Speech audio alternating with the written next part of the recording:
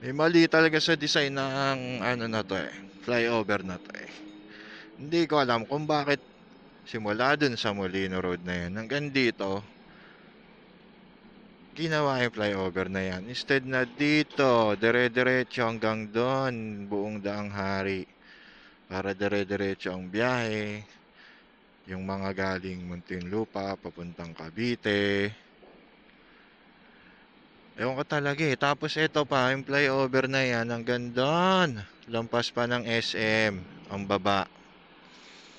SM Molino.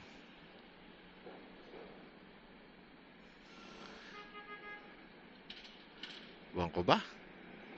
Ano naisipan nitong flyover na 'to? Yun, no? Kung dito to, yung flyover dito, dire-diretso na yung biyahe mo, eh. Alabang, eh. Kasi doon naman talaga yung mga stop ng mga komersyal, oh. O, kung liliko yung mga galing doon,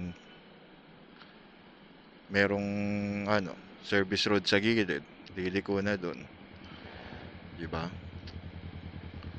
Pati dito sa kabila,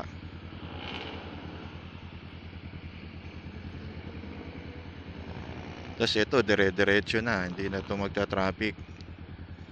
Dire-diretso na ang biyahe niyan.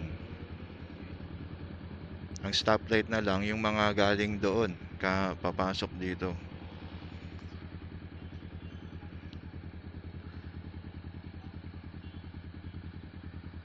Ako ba, ang naisip dito sa flyover na 'to?